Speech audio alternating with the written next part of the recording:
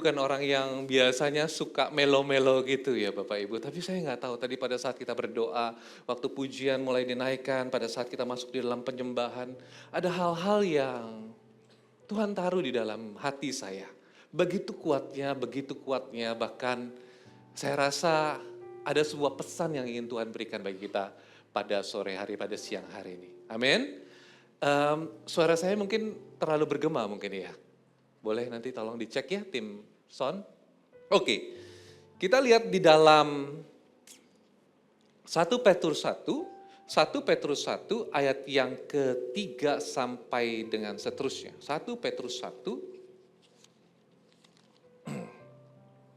1 Petrus 1 ayat yang ketiga sampai dengan ayat yang ke-9.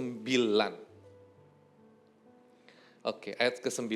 Kita akan belajar sesuatu pada sore hari ini, pada siang hari ini, gitu ya. Bagaimana gitu ya, saat kasih kita diuji, di sana iman kita akan bertumbuh. Saat kasih kita diuji, di sana iman kita akan bertumbuh. Bahkan di ibadah selanjutnya saya akan berbicara mengenai, boleh tampilkan mungkin judulnya ibadah yang selanjutnya gitu ya. Ibadah selanjutnya saya akan berbicara bagaimana setiap kehidupan kita gitu ya. Setelah kasih kita miliki, ada juga sebuah langkah yang harus kita lakukan. Setelah kita diuji, saya ajarkan setelah kita diuji pada ibadah yang ketiga. Ibadah yang keempat ada langkah-langkah yang kita ambil. Gitu ya. Di ibadah keempat kita berbicara, dan saya akan bahas mengenai apa sih sebenarnya harus kita ambil. Kasih itu tidak berhenti di dalam perasaan, tetapi kasih harus melangkah di dalam sebuah tindakan. Gitu ya. Bahkan di ibadah kelima, nanti saya akan berbicara lagi bagaimana ternyata saya sudah melakukan ini, saya sudah melakukan itu, saya sudah berdoa, saya sudah berpuasa. By the way, Bapak Ibu masih melanjutkan puasa? Masih, amin, puji Tuhan gitu ya. Kita puasa 21 hari, ini adalah hari yang ke-6 ya. Ke-6 ya, gitu ya, hari yang ke-6. Nah, kita sudah melakukan ini, melakukan itu, disiplin rohani, kenapa? Gitu ya, kenapa kok rasanya hidupku seperti ini saja? Ternyata waktu disiplin rohani yang kita lakukan di dalam kehidupan kita, disiplin rohani yang sudah kita jalankan dengan mungkin begitu keras seperti orang-orang dalam tanda kutip, orang-orang Farisi pada zaman itu, pada zaman perjanjian baru, ternyata tidak dilandasi oleh kasih. Apa yang terjadi disiplin rohani tanpa kasih? Disiplin rohani tanpa kasih, apa yang akan terjadi? Kita akan bahas nanti di ibadah yang kelima. Tapi sebelum itu kita akan lihat bagaimana ujian yang Tuhan taruh di dalam setiap apa yang kita kerjakan. Ya, saya akan bacakan gitu. Nah, sebelum saya bacakan di dalam ayat yang ketiga sampai dengan ayat yang ke-9, saya lihat di sini dikatakan saya tarik kembali dari ayat 1 sampai dengan ayat yang ketiga. Kita tidak akan menjelaskan, saya tidak akan menjelaskan lebih dalam di ayat yang pertama sampai dengan ayat yang ketiga, tapi saya akan menjelaskan dari ayat yang ketiga sampai dengan ayat yang ke-9. Dikatakan seperti ini, salam. Ini adalah surat Petrus yang pertama gitu ya. Dari Petrus Rasul Yesus Kristus. Wow, dari Petrus Rasul Yesus Kristus. Itu aja sudah menggetarkan hati saya seperti itu. Wow, Petrus bisa mengatakan dari Petrus Rasul Yesus Kristus. Dia sudah menaruh posisinya sebagai seorang rasul. Saya pun gitu ya, saya kemarin pergi berlibur gitu. Saya kemarin pergi ke satu kota berlibur dan saya menghadiri sebuah ibadah GMS di kota tersebut dan saya tahu tidak ada seorang pun yang mengenal saya di sana. Gitu ya. Saya nggak akan mungkin serta-merta saya duduk paling depan terus saya bilang, saya juga pendeta loh di GMS, gitu kan. Terus saya cari tempat yang terbaik. Enggak, saya pun tidak seperti itu, gitu ya. Karena kenapa? Bukan berarti saya pengen dihargai atau dihormati, bukan, gitu. Tapi di sini kita lihat Rasul Yesus Kristus. Petrus sendiri sudah menaruh sebuah gelar dalam kehidupannya. Saya adalah rasul. Saya adalah seorang yang memegang teguh apa yang Tuhan kerjakan, apa yang menjadi perintah Allah di dalam kehidupan kita. Sebenarnya kita ini jugalah rasul-rasul daripada Allah. Yang membawa kebenaran dan juga membawa kebaikan kemanapun kita melangkah. Amin. Ya, sadar nggak sadar kita juga rasul yang membawa kebenaran. Kita adalah rasul yang membawa kehidupan kita terbuka bagi orang-orang sekeliling kita. Nah, rasul Tadi saya cerita bahwa saya nggak duduk di situ gitu ya, saya nggak duduk di depan. Saya datang dua kali di ibadah di tempat itu di GMS yang sama gitu. Tuh ada orang yang tahu, oh ya udah saya duduk di belakang gitu ya. Cuma setelah ibadah yang kedua di minggu yang selanjutnya, saya datang lagi di sana. Terus setelah selesai itu, tiba-tiba ada yang berkata sini, Shalom, Pastor. Kaget saya, waduh siapa ini kok yang kenal saya gitu ya. Gitu, waduh ternyata kita ini, dimanapun kita ini gitu ya berada ya. Kita ini orang-orang yang mengikut Tuhan gitu. Mungkin bukan saya saja, tapi saya percaya Bapak Ibu juga gitu semua. Saudara-saudara semua tempat ini juga. Itu diperhatikan oleh orang-orang di sekeliling kita. Ya, diperhatikan oleh orang-orang di sekeliling kita. Karena itu kita harus jaga hati kita. Karena itu kita juga harus memberikan kasih kepada orang sekeliling kita. Karena iman, pengharapan, dan kasih. Nanti ada judul pengharapan, iman, dan kasih. Yang terbesar adalah kasih. Kasih kepada Allah dan kasih kepada manusia. Itulah hukum yang terutama dalam kehidupan kita. Nah, kasih itulah yang harusnya kita pancarkan.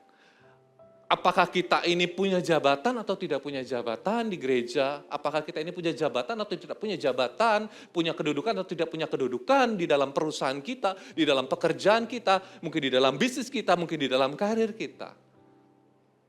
Tetap kita harus mengalirkan kasih itu. Itu pengalaman saya Bapak Ibu. Jadi saya kaget, oh iya ternyata di mana-mana kita ketemu dengan orang-orang yang mungkin tidak secara langsung kenal dengan kita, tetapi mungkin mereka pernah bersinggungan dengan kehidupan kita, ya. Saya nggak tahu di sini apakah ada orang-orang juga. Saya pernah waktu kemarin saya cerita gitu. Saya lagi ngurus SIM, gitu ya, lagi ngurus SIM. Panjang kan biasanya ngurus SIM ya, panjang lama perpanjang SIM aja sih gitu. Terus tiba-tiba saya masuk ke dalam busnya itu, terus tiba-tiba Pak, ini Pak data saya udah datang, saya bilang gitu. Oh iya gitu. Biasanya kan habis itu langsung tunggu di luar kan? Ya, tunggu di luar ya. Kasih, saya mau keluar. Oke Pak, saya tunggu di luar. Oh, nggak usah, Bapak pendeta sini. Kaget saya. Ini kok kenal sama saya gitu ya. Waduh, saya bilang, ya ampun ini hidup saya gimana gitu ya.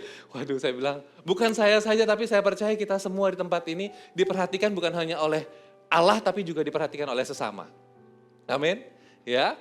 Nah, di sini saya lihat lagi gitu ya, kepada orang-orang pendatang di sini, dari Petrus, Rasul Yesus kepada orang-orang pendatang yang tersebar di Pontus, Galatia, Kapadokia, Asia Kecil, dan Bitinia, yaitu orang-orang yang dipilih sesuai dengan rencana Allah Bapa kita. Di sini dikatakan kepada orang-orang pendatang. Bapak Ibu ada yang pendatang di Balikpapan? Yang pendatang boleh angkat tangannya? Iya lumayan ya puji Tuhan, banyak sekali. Yes, pendatang. Mungkin ada orang-orang asli. Kalau gitu ini bukan buat saya dong gitu ya.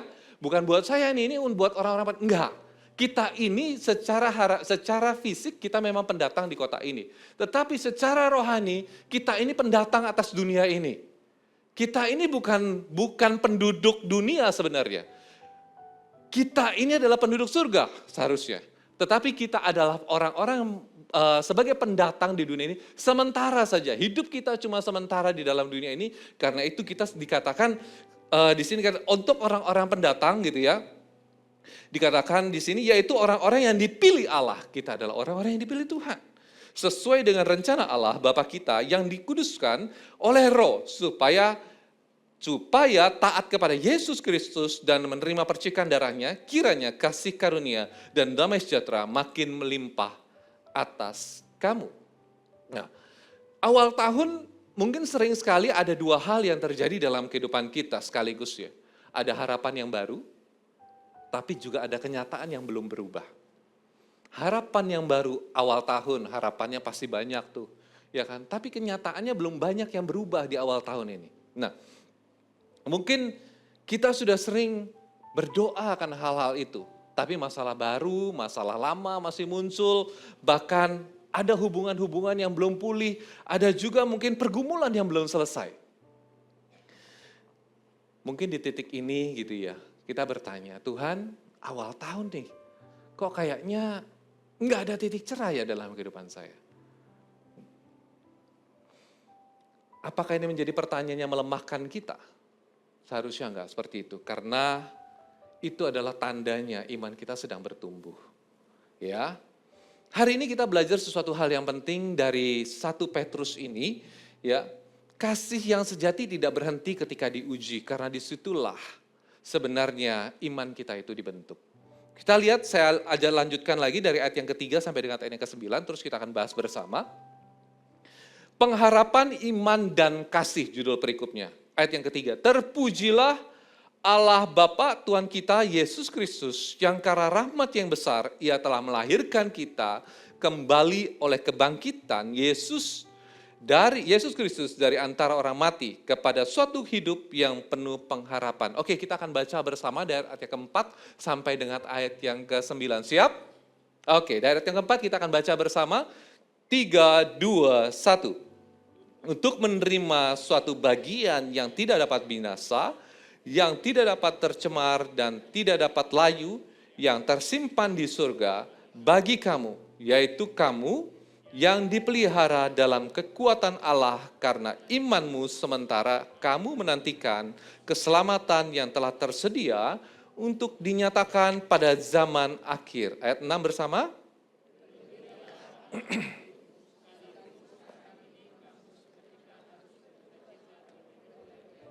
Pencobaan 7, maksudnya semua itu ialah buktikan kemurnian imanmu yang jauh lebih tinggi nilainya daripada emas yang fana, yang diuji kemurniannya dengan api, sehingga kamu memperoleh puji-pujian yang kemuliaan dan kehormatan pada hari Yesus Kristus menyatakan dirinya. 8, kamu belum pernah melihat Dia, namun kamu mengasihinya. Kamu percaya kepada Dia, sekalipun kamu sekarang tidak melihatnya.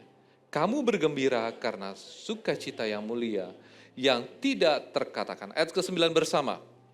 Nah, kamu telah mencapai tujuan imanmu, yaitu keselamatan jiwamu. Amin. Amin. Berikan tepuk tangan buat firman Tuhan. Oke. Di sini Petrus menuliskan setelah Petrus memberikan salam kepada orang-orang yang pendatang di tempat itu, Petrus menuliskan terpujilah Allah Bapa. Terpujilah Allah Bapa. Nah, di sini mungkin kita nggak tahu iman apa yang akan tergoncangkan di tahun ini. Mungkin ada penolakan-penolakan yang terjadi. Mungkin ada fitnahan dalam kehidupan kita atau dalam pekerjaan kita. Atau mungkin juga ada rasa lonely, kesendirian yang akan terjadi dalam kehidupan kita. Kita bisa duduk bersama-sama di gereja, kita bisa rame-rame duduk bersama, tapi kita bisa merasa kesepian. Gitu ya. Nah, di sini dikatakan, terpujilah Allah Bapa. Surat Petrus yang pertama ini langsung dikatakan terpujilah Allah Bapa. Petrus tahu gitu ya, setiap pergumulan-pergumulan terjadi atas jemaat-jemaat yang ada. Tetapi Petrus nggak pengen setiap orang itu fokus dengan permasalahannya. Karena itu Petrus pada saat itu langsung mengarahkan suratnya kepada Allah Bapa. Makanya dikatakan terpujilah Allah Bapa, Tuhan kita Yesus Kristus.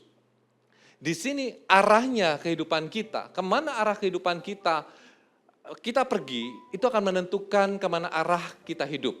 Nah, poin yang pertama yang ingin saya bagikan bagi kita semua adalah dasar dari iman kita adalah kasih Allah.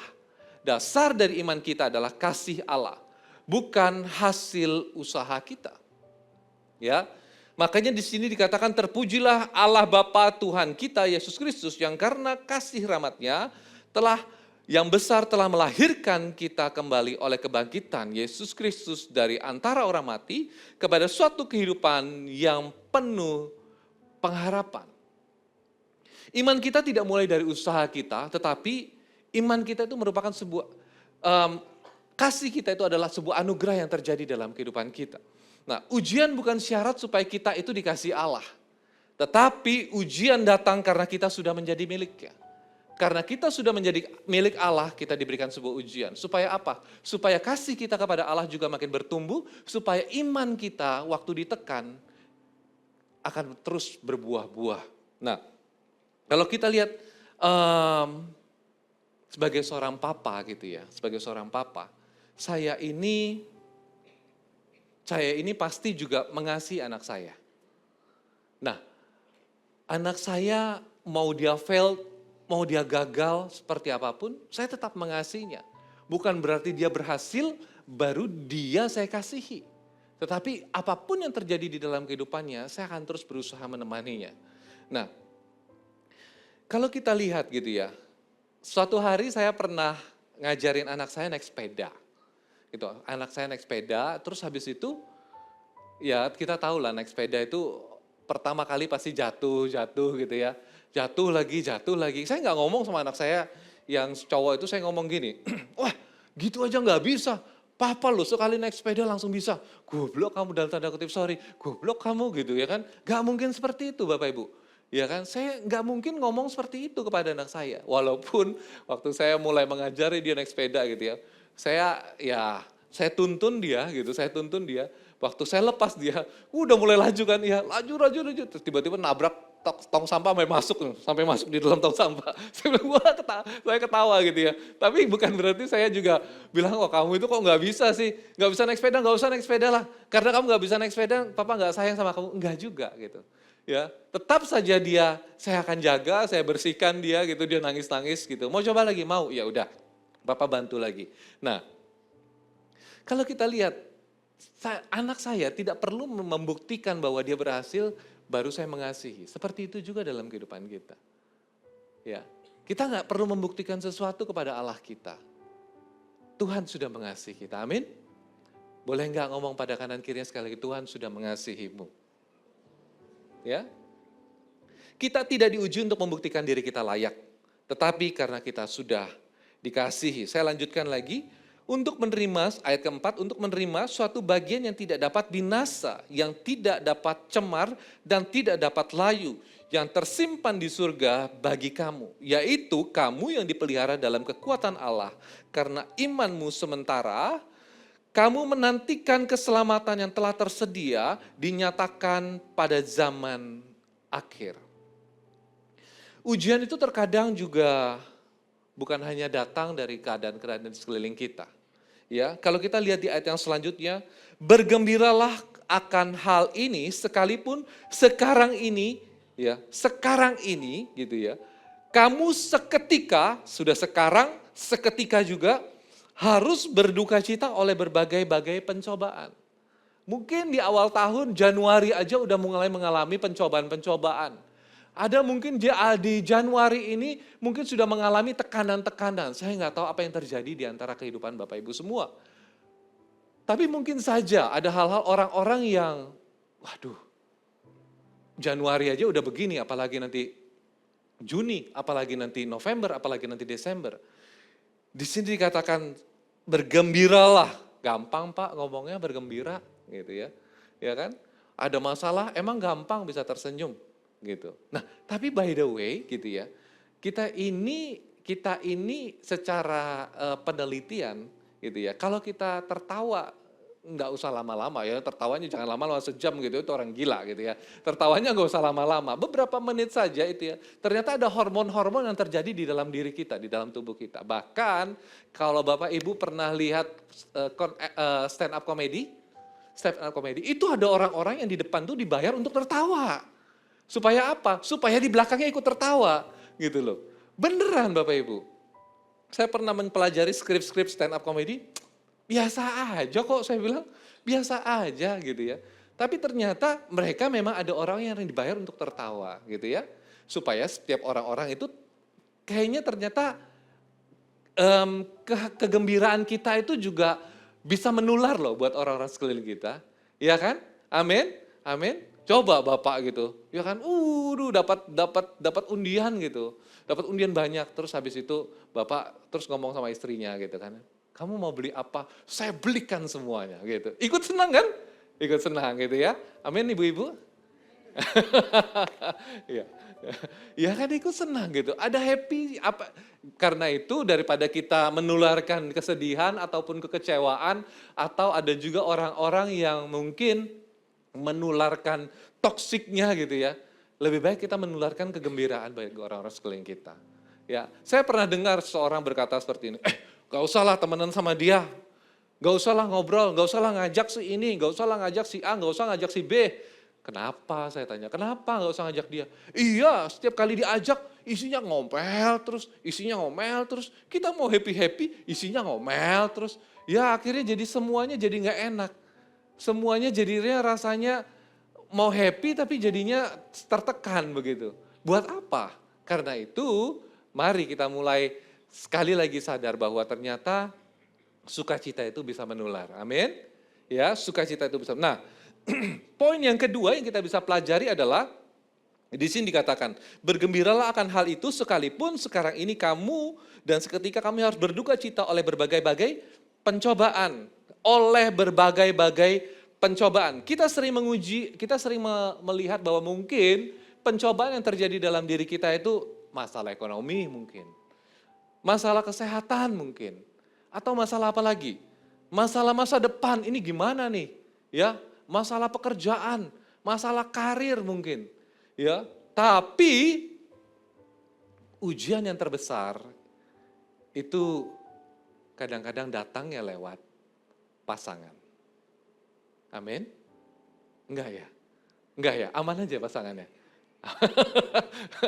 Ya, kadang lewat pasangan, kadang lewat keluarga, bahkan kadang lewat teman kerja, lewat partner kerja, mungkin kadang lewat orang-orang yang percaya, sesama orang percaya. Karena kenapa? Ya kalau ekonomi oke lah, sesuatu yang terjadi di luar. Tapi kalau dengan pasangan kita, itu hubungannya dengan perasaan loh. Betul? Saya kalau udah berantem dengan pasangan saya, susah konsentrasinya. Aduh gitu ya. Mau jalan pergi ke kantor itu bisa kemana-mana itu jalurnya tuh. Bisa muter dulu, nggak tahu kemana-mana. Loh mau belok kanan kok salah belok kiri. Loh kok harusnya lurus kok belok kiri gitu. Salah terus. Kalau udah berantem dengan pasangan saya, itu udah hubungannya dengan perasaan. Ya, itu kita gini loh, kalau saya lagi berantem gitu ya. Saya lagi berantem terus bapak datang ke rumah saya bawa kue gitu kan. Bawa kue nih, bawa lagi kue lagi kue gitu. Saya lagi berantem sama istri saya, kira-kira bapak berani masuk nggak? Nggak berani kan, entar jangan-jangan kena semprot juga, lu ngapain datang sini ya, nggak lihat gue lagi berantem, gitu. Iya kan, daripada gue kena semprot, mending gue bawa pulang lah makanannya, kuenya. Ya, berkatnya lewat gitu. Berkatnya lewat, padahal tuh ada berkat buat saya atau buat pasangan saya. Tapi kalau udah berantem hubungannya dengan perasaan, aduh susah banget. Saya udah ngomong sama pasangan saya udah ngomong sama istri saya.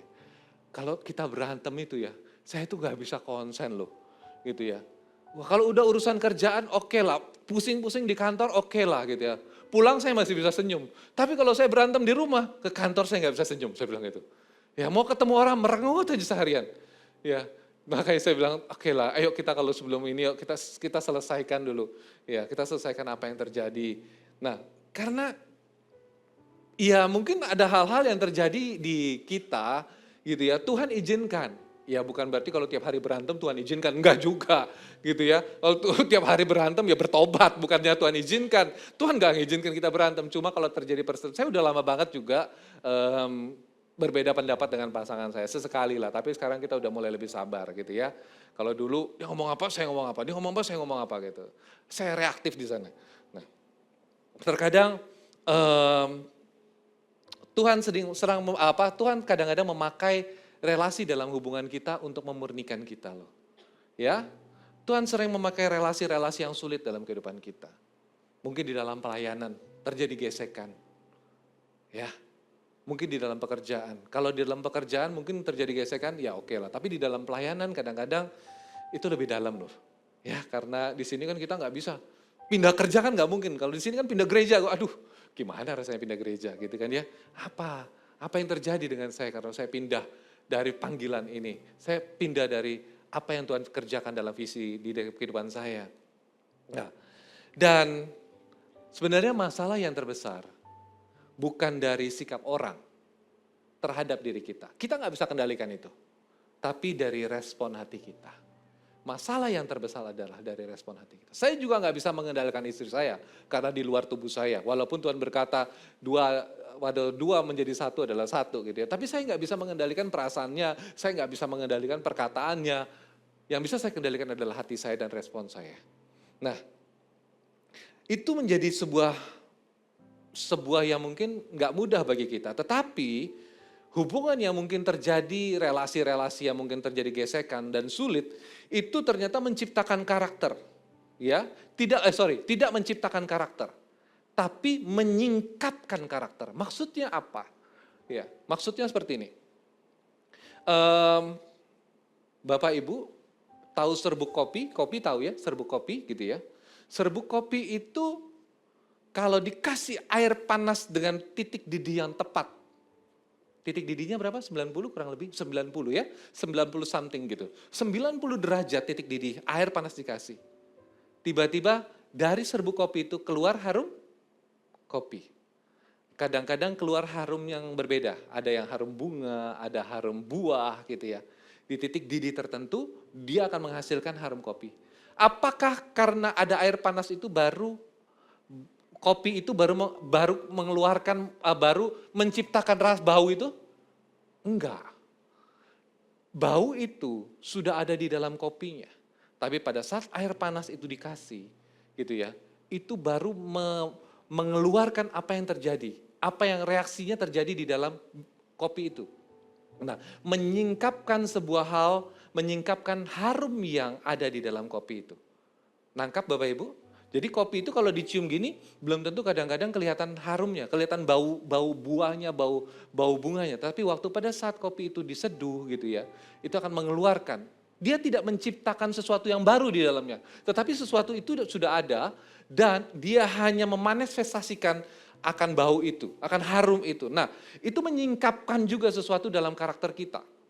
Waktu mungkin kita disiram air panas, bukan siram air panas secara sebenarnya gitu ya. Kita ini mungkin hati kita jadi panas mungkin. Ya kan, karena perkataan orang. Itu menyingkapkan loh, menyingkapkan karakter kita. Apakah karakter kita itu benar di hadapan Allah?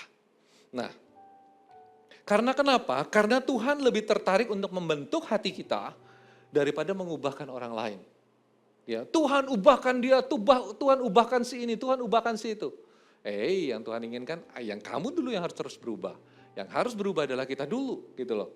Nah, kadang yang paling melelahkan dalam kehidupan kita itu mungkin, ya oke lah, bekerja dengan keras itu bisa ditahan. Tapi yang melelahkan yang tadi saya katakan, ya, kita sudah kerja dengan orang, masih disalahpahami, betul? Kita kerja, kita udah niat baik, tapi masih disalah mengerti. Capek loh. Tapi disitulah, ya, kita mungkin nggak lelah karena tugas, tapi kita lelah karena gesekan hati. Nah, karena itu, ujian yang terjadi di dalam diri kita, itu menyingkapkan cara kita mengasihi manusia. Cara kita mengasihi sesama, itu yang terjadi pada saat ujian itu terjadi. Kenapa kita di awal Januari ini berbicara banyak mengenai kasih. Ya, kasih kepada Tuhan, kasih kepada sesama. Karena kasih itu menjadi sesuatu yang terbesar. Kasih itu menjadi landasan. Biar tahun ini dari sepanjang tahun dari Januari sampai dengan Desember, kita mendasari kehidupan kita dengan sesuatu yang benar. Yaitu kasih. Karena itu dicanangkan ada sebuah tema, Loving God, Loving People, di bulan Januari. Ya kan? Nanti di bulan Februari ada tema yang berbeda lagi, gitu ya. Walaupun kita tahu visi kita adalah unity dan open heaven, kesatuan dan pintu yang terbuka, tetapi kesatuan tidak akan terjadi kalau tanpa ada kasih. Ya. Nah, ujian mengungkapkan cara kita mengasihi manusia. Kita lihat di ayat yang ke-7 dikatakan seperti ini. Ayat yang ke-7 dikatakan, sebentar saya bacakan. Maksud semuanya itu ialah untuk membuktikan kemurnian imanmu. Setiap ujian yang terjadi dalam kehidupan kita, itu dipakai untuk membuktikan kemurnian iman kita. Yang jauh lebih tinggi nilainya daripada emas yang fana. Yang diuji kemurniannya dengan api. Sehingga kamu memperoleh puji-pujian dan kemuliaan dan kehormatan pada hari Yesus Kristus menyatakan dirinya. Untuk membuktikan kemurnian iman. Nah, kalau kita lihat kemurnian itu kalau dalam bahasa Yunani, bahasa aslinya, saya cek gitu ya. Petrus ini lagi nulis di zaman apa? Oke, itu dalam zaman Perjanjian Baru dan masa-masa Yunani berkuasa. Makanya Petrus menulis di sini yang Petrus pilih gitu ya. Kemurnian itu dokimion. Bahasa Yunaninya dokimion. Kemudian ada dua harusnya yang ada di dalam bahasa Yunani. Pertama dokimion, terus yang kedua adalah katarharos. Ya, artinya mirip-mirip. Satunya domirnion itu berbicara mengenai menguji untuk membuktikan keaslian ya. Ya, katarhos itu berbicara mengenai sebuah sesuatu yang bersih, yang murni. Nah, tetapi Petrus pada saat itu menulis bukan dengan katarharos, tetapi dengan dokimion, yang artinya adalah menguji untuk membuktikan keasliannya. Di sini dikatakan di ayat ke-7, maksudnya semua itu adalah untuk membuktikan kemurnian imanmu.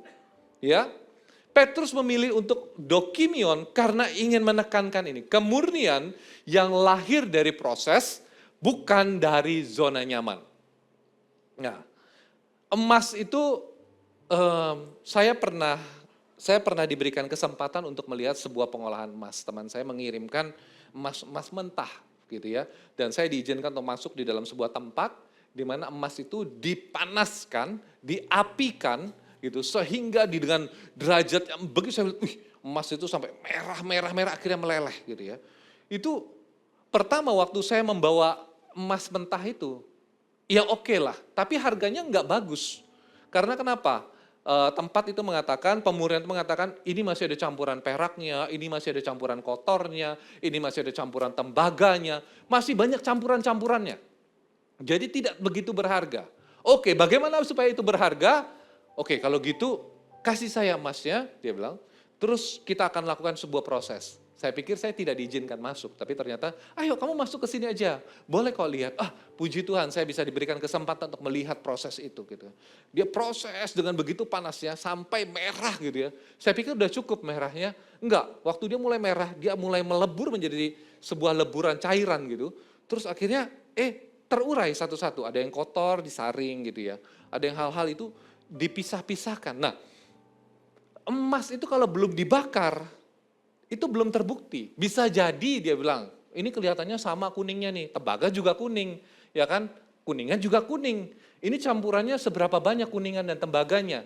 Jangan-jangan ini 50% atau 60%. Nah, setelah dipanaskan gitu ya, kalau emas itu belum dibakar, belum terbukti kemurniannya. Tetapi setelah dibakar, baru akan terlihat bernilai. Nah, jadi waktu dibakar, dipanaskan, akhirnya dia membentuk sebuah lempengan, baru dia kasihkan kepada saya. Oke, emas kamu udah minimal terbentuk sebuah lempengan yang cukup murni, gitu ya, cukup murni di 98%. Tinggi banget. Masih ada 2% sebuah proses yang harus dilakukan untuk memurnikan itu, dan proses itu butuh waktu yang lebih lagi. Jadi saya rasa ini sudah cukup, dia bilang. Oke lah. Nah, ini ternyata seperti itu yang dipilih oleh Petrus, ya, dokimion itu berbicara bagaimana menguji untuk membuktikan keasliannya. Karena kenapa? Ya, kasih itu diuji saat tidak dibalas. Kita mengasihi pasangan kita mengasihi istri. Bapak-bapak, suami-suami mengasihi istrinya mana? Boleh lambaikan tangan? Oke, luar biasa ya. Ya, berharap istrinya juga mengasihi kan? Betul ya? Tapi kalau kita pulang terus istrinya tidak menyiapkan kita sesuatu gimana kira-kira? Dongkol. Enggak lah ya, ya kan? Nah, kasih itu diuji saat tidak dibalas, gitu ya. Semua orang bisa mengasihi saat dihargai, tapi kasih itu diuji pada saat apa? Pada saat kebaikan kita dianggap biasa. Mungkin pada saat pengorbanan kita itu dianggap kewajiban. Waduh, aku udah kerja sedemikian rupa, udah capek, pulang kerja udah, terus istrinya cuma ngomong, "Lah itu kan memang kewajiban lo." Ya sudahlah gitu ya. Ya. Nah, tapi bukan seperti itu. Itu diuji loh. Apakah kita tetap mengasihi pasangan kita? Atau apakah karena mungkin tadi seperti yang lagunya itu, walaupun mungkin kita belum melihat gunung yang beranjak gitu ya. Ya, belum melihat gunung yang beranjak walaupun kita belum melihat sesuatu yang terjadi. Apakah kita tetap mengasihi Allah kita? Nah, kasih juga diuji saat tidak dimengerti. Ya, saat niat baik disalahpahami, apakah kita masih menjelaskan dengan kasih atau kita membalas dengan sesuatu yang lebih tajam lagi. Itu menjadi pertanyaan bagi kita. Nah, dan kasih diuji saat kita punya alasan untuk berhenti. Sudahlah, saya udah nggak usah ke gereja lagi lah. Nah sebenarnya kasih kita lagi diuji itu.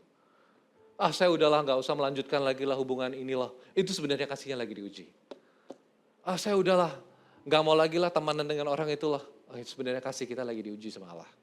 Ya, kasih itu diuji saat kita punya alasan untuk berhenti. Kalau kita punya alasan untuk berhenti dalam sesuatu yang benar, sebenarnya Tuhan sedang menguji kita. Nah, gini, bab ibu-ibu pasti pernah cuci baju nih, ya. Cuci baju dengan deterjen. Biasa kalau cuci baju dengan deterjen itu, akhirnya keruh nggak sih?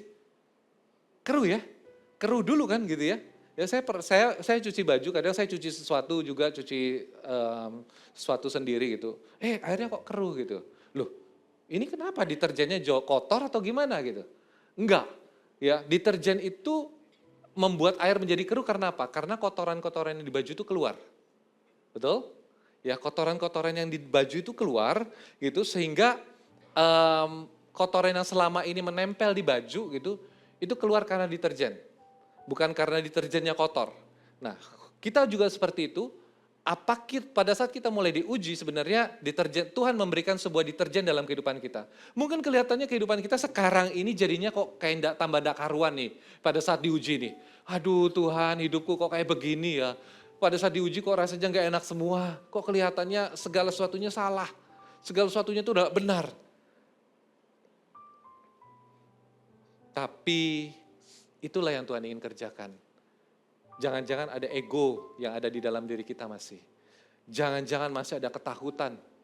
Jangan-jangan ada hal-hal yang masih kita pegang di dalam dunia ini. Ya, Tuhan sedang membersihkan kehidupan kita, bukan membinasakan kehidupan kita. Ujian bukan menambahkan kotoran, tetapi ujian itu mengangkat kotoran-kotoran dalam kehidupan kita. Nah, kasih yang belum diuji terlihat rohani. Tuh, saya udah tulis, kasih yang belum teruji akan terlihat rohani, tetapi kasih yang diuji akan terlihat nyata. Mau apa dalam kehidupan kita? Mau terlihat rohani atau biar itu terlihat nyata? Pilihannya ada di kita. Ya, kalau kelihatannya kita masih kelihatannya mau terlihat rohani, kelihatannya bagus, kelihatannya baik-baik saja gitu ya. Jangan-jangan kita belum diuji di dalam sebuah api dalam kehidupan dari Tuhan. Nah, poin yang keempat di ayat yang ke-8, saya akan selesai di ayat ke-8 dan ke-9. Ayat ke-8 dikatakan seperti ini. Sekalipun kamu belum pernah melihat dia, namun kamu mengasihinya. Kamu percaya kepada dia, sekalipun kamu sekarang tidak melihatnya. Kamu bergembira karena sukacita yang mulia dan yang tidak terkatakan. Poin yang keempat, tetap memilih mengasihi saat tidak melihat hasil. Ya, tetap memilih mengasihi saat tidak melihat hasil. Oke, di sini dikatakan sekalipun kamu tidak melihat dia, sekalipun kita belum melihat Tuhan gitu ya, kamu tetap mengasihinya. Ini jadi sebuah tanda tanya juga buat saya. Tuhan tanya, sekalipun kamu tidak melihat sesuatu yang terjadi terhadap pasanganmu, apakah kamu masih tetap mengasihi pasanganmu? Pertanyaan bagi saya. Saya bilang, iya ya Tuhan ya. Gitu. Ini harusnya sama. Ya, tidak melihat Tuhan bekerja, tapi juga tidak melihat perubahan pada orang yang kita kasihi. Apakah kita tetap masih mengasihi? Kasih sejati tidak selalu memberi sebuah hasil yang cepat dalam kehidupan kita. Ya, kita hidup sih memang di dalam zaman instan, tapi kasih itu nggak bisa instan. Ada sebuah hal yang harus kita tanam, ada sebuah hal yang harus kita pupuki, ada sebuah hal yang harus kita kerjakan, harus kita sirami, sehingga kasih itu bisa bertumbuh. Kesetiaan lebih penting daripada keberhasilan. Tuhan tidak memanggil kita untuk selalu berhasil mengubah orang. Tapi Tuhan memanggil kita untuk setia mengasihi. Mengasihi Tuhan dan mengasihi sesama. Ya, kasih yang dewasa itu tetap berjalan meskipun lelah, capek. Kadang-kadang disalah mengerti capek. Ya, kadang-kadang terjadi gesekan capek. Tapi biar kasih itu bukan soal tenaga kita bisa berjalan lebih kuat, tapi itu menjadi sebuah keputusan harian kita setiap hari. kita bangun, kita harus dan kita mau tetap mengasihi. Kasih yang dewasa tetap setia, bahkan ketika relasi tak kunjung berubah. Bahkan mungkin kehidupan, mungkin hubungan tak kunjung berubah. Tetaplah setia. Ayat ke-9 terakhir, karena kamu telah mencapai tujuan imanmu, yaitu keselamatan jiwamu. Tujuan akhir adalah kedewasaan, bukan kemenangan. Kemenangan gampang Tuhan berikan, tapi kedewasaan ditentukan oleh setiap pribadi kita semua. Nah, keselamatan jiwa Tuhan dikatakan di sini, ya. Karena kamu telah mencapai tujuan imanmu, yaitu keselamatan jiwa. Tuhan tidak selalu memulihkan semua relasi sekarang. Tuhan tidak selalu memulihkan mungkin hubungan itu sekarang. Tetapi Tuhan selalu bekerja di dalam jiwa kita. Tuhan lebih peduli kita ini jadi siapa, menjadi apa, daripada kita ini menangnya apa, ya. Tuhan lebih peduli kita setiap hari serupa menjadi seperti Kristus. Karena kedewasaan melahirkan kasih yang stabil. Saya minta tim PAW untuk bisa bangkit bersama, gitu ya. Kasih yang stabil itu seperti apa sih? Kasih yang stabil tidak reaktif, tidak manipulatif, dan juga tidak tergantung oleh situasi. Dan Tuhan lebih tertarik membentuk siapa kita, ya, daripada memenangkan setiap pertandingan yang ada di dalam keluarga kita. Menang, siapapun yang menang, apabila kita terus berada di dalam sebuah konflik, terus keras satu dengan yang lain, siapapun yang menang, pasti akan jadi abu juga. Tak ada seseorang yang menang di dalam sebuah konflik yang berkepanjangan. Tapi kita yang harus kita sadari adalah biar di dalam setiap konflik itu Tuhan ingin membentuk kita. Amin. Mari sama-sama kita bangkit berdiri.